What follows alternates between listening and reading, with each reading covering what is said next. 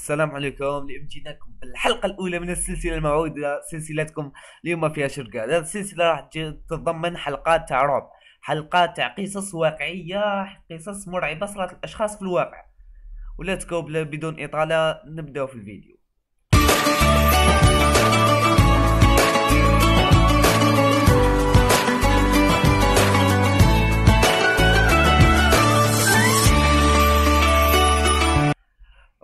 بلا ما ننساو ديرنا تكاو على زر اشتراك وتكاو على الجرس باش يوصلكم كل جديد في القناة بربي ان شاء الله. بون، حكاية اليوم راح تبدأ في وسط القاهرة عند ملتقى طرق شريف وقصر النيل. تتواجد أشهر عمارة في تاريخ مصر ويطلق عليها عمارة الإيموبيليا، إن شاء الله نكون دقت اسمها مليح. فيها 370 شقة وتتكون من برجين فيهما 27 طابق، 27 مصعد. وبسبب غلائها ما كان يعيش فيها حتى واحد من غير الفنانين والمشهورين تاع مصر في هذاك الوقت. ومن الفنانين هي ليلى مراد اللي حنحكيو على الشقة تاعها اليوم. كانت ليلى مراد ساكنة في الدور 11 من عمارة الإيموبيليا. وكانت تحب تعيش وحدها. كانت تحب ترتب الغرفة تاعها وتعيش وحدها. ما كيف مات هذيك الفنانة، مات في الشقة تاعها. وكانت سايبة شقة عبارة عن تحفة فنية. مات وخلاتها تحفة فنية، وخلت وراها ورث عظيم اللي ورث بعدها هو بنها فنان مشهور اللي اسمه زكي فاطيم عبد الوهاب، وابنه ثاني الاخر ولد زكي هذا والله ذكي عارف قيمة الشقة. وكانت شقة مليحة، كان مقدر بنها كل حاجة في هذه الشقة. بعد ما ماتت كان كاين فنان واللي هو مخرج اسمه خالد الحجر. كان الحلم نتاعو انه يعيش في الشقة تاع الفنانة هذه ليلى مراد. هذا الفنان اللي اسمه خالد الحجر كانت عنده رغبة في نفسه باللي يشري هذيك الشقة تاع الفنانة.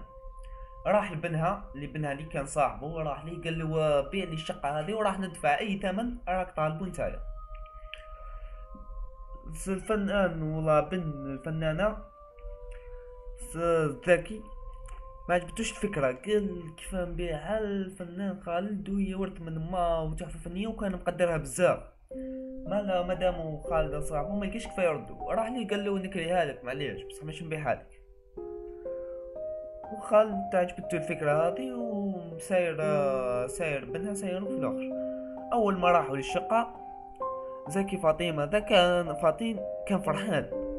دخل الشقة وراح للمطبخ مع بنها، سمع صوت تاع واحد قاعد يرحب بيه يقول له هلا خالد هلا خالد هلا هلا، مع انه ما كان متاكد بلي ما كان حتى واحد. الصوت تاع مرا كاين غير هو وبنها، كاين غير هو خالد كذب راهو، كذب راهو قال اني قاعد غير نهلوس، راني نهلوس كذا عجبتني الشقه وهذيك وحاب نسكن فيها، راني قاعد نهلوس. ما لا هاي بقى متمسك فيها وكلها من عند بنها ذكي فاطين. خالد فكرها من عند فاطين. هي في اول ليله. المهم قلنا خالد في هذاك الوقت كان قاعد يوجد سيناريو جديد للفيلم نتاعو. كان مطفي ضوء وكل مخلي غير اللامب بتريك ولا اللامب هذيك اللي فوق البيرو تاعو، وقاعد يكتب ويلم في الافكار نتاعو. ما هو قاعد يكتب شاف مرة شعرها كحل جرت قدامه. خالد ما امنش راهو، ناض من الكرسي وقاعد يحك في عينيه وقاعد يركز ويشوف الشقة تاعو. بدأ يشكال في راهو انا واقيلا راني تعبان، نروح نرقد عندي يومين ما رقدتش مليح. ما لا هو رايح يرقد حس باللي واحد في الشقة تاعو، حس باللي هذاك البنادم ما بيش والله وشي هو، بل حاسو باللي كاين واحد قاعد يراقب فيه. واللي اكد له على هذا انه كان كل ما يخرج من الشقة يخلي التواقي تاع الشقة تاعو والله الشبابيك مفتوحين، كي يرجع يلقاه مغلوقين. وشحال من خطأ تكرر له هذا الحادثة تكررت له شحال من خطرة. اما لا، واحد النهار جا صاحب خالد، جا قعدت عنده. خالد كان قاعد يكتب الافكار. صاحب خالد قال له انا حاب نروح للحمام، حاب نروح ندير دوش خفيف ونعاود نجي. قال له ورا له خالد، قال له ها وراه الحمام. خالد قاعد فوق البيرو تاعو وهذاك رايح الحمام. ما جاي يلحق صاحب خالد للحمام، هو فتح الباب شاف مرأة لابسه ملابس هندية. خاف هذاك الراجل بدا يعيط، راح يجري لخالد قال له وش كاين وش كاين. قال له صاحبه قال لازم نروح دوك، انا ما نقعدش في الدار، لازم. قال له هيا مالا دوك يطلع الفجر وروح. خالد كان في باله بلي وش راهو يصرى، ما تصور اللي كانوا معلقين في الشقة، بصح تأكد لهنا بلي راي ما يتصوروا ما والو. لك تأكد المخرج خالد انه بالفوتوات ما عندهم حتى علاقة، وتأكد بلي الشقة صح مسكونة. راح قال صاحبه معليش ريح ريح معايا لهنا غدو الفجر راك تروح. كان متأكد بالفنان باللي ما هو مخرف ما هو مريض ما والو. هيا قالوا صاحبو انا نروح ما داكش ما ندير نشرب بلا كان انا يا برك مشت مليح. خالد كان متأكد، بصح صاحبو جاتوك شغل بيزار، ما حاجة دي مستحيل تصرا. هو رايح الكوزينة، قالوا خالد نروح معاك معليش. جاو داخلين الكوزينة شافوا بنادم واقف قاعد يخزر فيهم.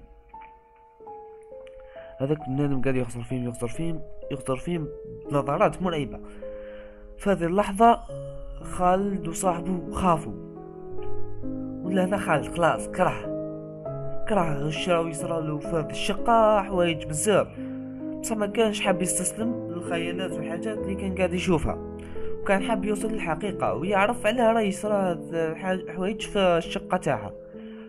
واحد نهار خالد هكذا بدا يقلب في القش يحوس منا من هيك، شافها ركرك، ما شافش غير في بلاصة واحدة واللي هي العلية ولا كيف نقولوا الصندرة ولا العلية اللي كانت فوق الكوزينة.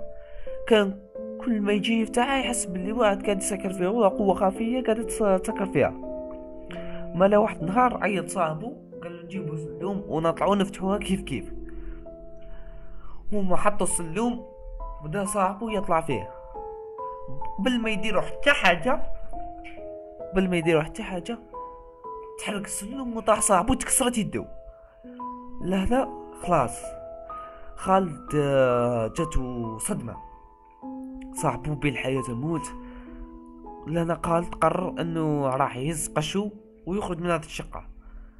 ايما لا عيط ابن الفنانة ذكي ابن فنانة اللي عيط له قال له ارواح كاين حوايج قاعدة تصرى في الشقة وانا خلاص كرهت. قال له انا خلاص كرهت. قال له الإمارة دي مسكونة، الشقة اللي راني مسكونة. من هذاك النهار تأكدوا بلي العمارة من سنة 1995 تأكدوا بلي العمارة والشقة رقم 58 مسكونة. لقاو فيها خادمة، لقاو فيها أشياء يعني اللي بيزار مستحيل لقاو في هذاك الشق، مع انه هذيك الشقق سكنوا فيها فنانين كيما نجيب الريحاني محمد فوزي وغيره من الفنانين. نكملوا مع خالد كان هابط في المصعد في السانسور كما نقولوا، كان هابط ولحق للدور التاسع وقيل ولا الثامن بدا يتهز به المصعد. تأكد باللي الجنود مش خابين يخليوه يروح يخرج، شافهم تعرض لهم مستحيل يخليوه. بدا الفنان خالد المخرج بدا قاعد يقرا في القران ويقول لهم خليوني انا اصلا مش حنزيد نجي لهنا، انا خلاص مش حنزيد ندور بهذه العماره ومش حنزيد نقابلكم ومش حنجي لكم. قعد المصعد يتحرك، بقى يسمع في اصوات يقول له ماكش حتخرج منه. موادكش رجع المصعد كيما راه، بقى يمشي يهبط خرج لاباس. من هذاك النهار واحد بحبش يزيد يروح للعمارة بحبوش. من هذاك النهار بحبتش السيرة تاعت العمارة تجبد خلاص في مصر، واحد ما جبدها. منها تأكدوا بلي خلاص مسكونة بالجن. هذيك الشقة أمرها مفري، مع أنه فات سنوات لحقت الألفينات. شراتها مرة كانت عايشة في الخارج، شراتها كانت حوصة على شقة في البلاصة هذيك. شرات هذيك الشقة تاع ليلى، مع انه ما على بالهاش خصوص بالحكاية تاع الجن، ما على بالهاش بالحكاية تاع خالد، ما على بالها بوالو. شغل عيطت ذاكي فاطين عبد الوهاب هذا، عيطت له وقالت له عجبتني الشقه تاعك حاب نشريها.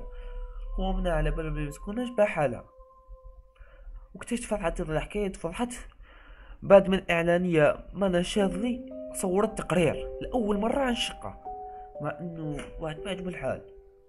مي هذيك اللي شرت الشقه مازال دوكا ساكنه فيها، هي تقول اللي ما يتسمع ما يتشوف في والو، بس كاينه اصوات ساعات هكذا برك وين تسمعها، بصح مش مدايره في بالها والو. شغل هي ساكنه في الخارج، تجي تقضي فيها مثلا اسبوع ولا اسبوعين تعود مع تاعها وتعاود تروح. ولا هنا تكون خلاص حكايتنا وتكون خلاص الحلقه الاولى من القصه نتاع العماره ولا قصه تاع شقه ليلى مراد المسكونه اللي كان ساكنها الجن، والقصه تاع خالد المخرج الفنان اللي كره هذه الشقه. وان شاء الله ما نكونش طولت عليكم، وما تنسوناش بزر الاشتراك والضغط على اللايك، والسلام عليكم ورحمة الله تعالى وبركاته، وانتظرونا في الحلقة الثانية من سلسلة ما فيها شرقات.